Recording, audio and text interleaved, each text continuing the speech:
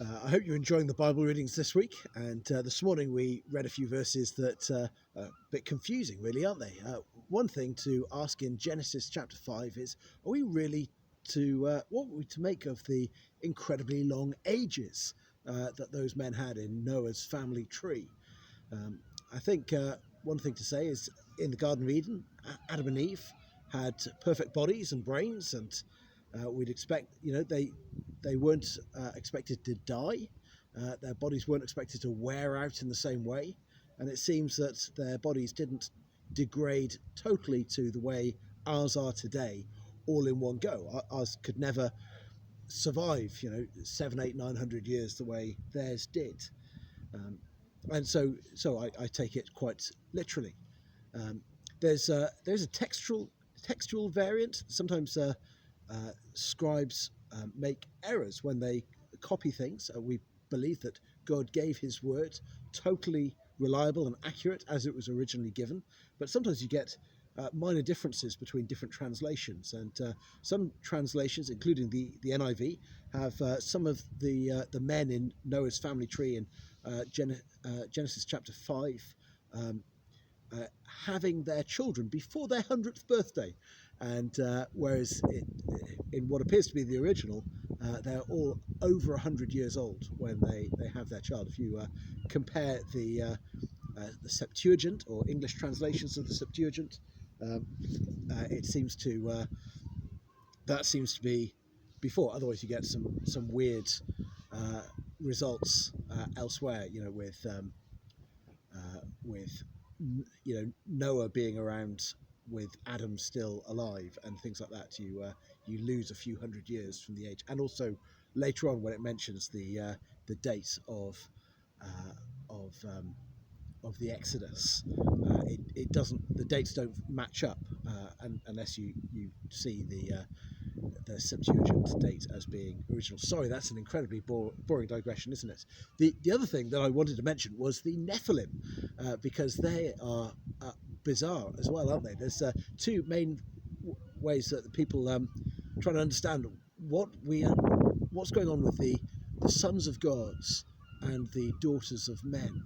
And so some people understand that as being Christians, sons of people who are faithful to God, the sons of God marrying unbelieving women. But then you'd think, why is it only that way round? Why aren't people worried about believing women marrying unbelieving men? It's a strange one. But also, sons of God is language used in Job and elsewhere, in Job chapter 1, of angelic beings. And so it seems that these are fallen angels, and there's some kind of depraved act going on, and that there are offspring with superhuman abilities, occult abilities, or something else.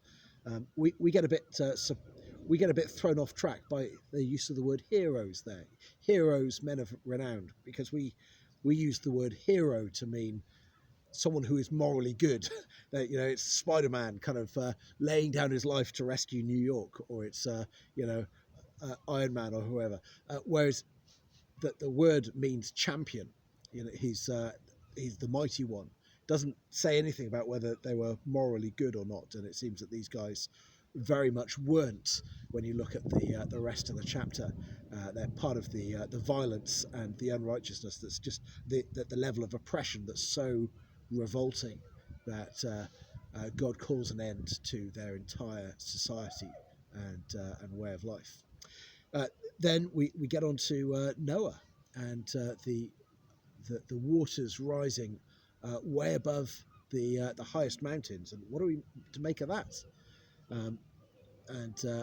You think, okay, we don't have enough water to cover over the top of Everest or anything like that, but of course, if you leveled out all the oceans and flattened out all the mountains, everything would be covered with water to a height of several miles, and it's not claiming that.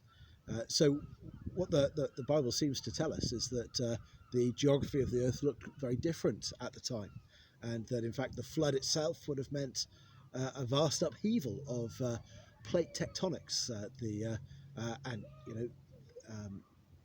plates slipping down, continental plates dropping and then rising again, which would explain why there are marine fossils found at the top of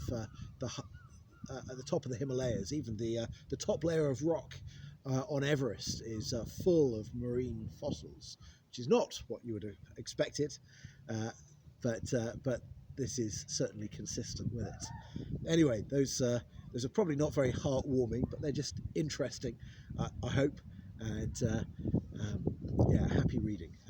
Enjoy John's Gospel and Psalms tonight. See you later.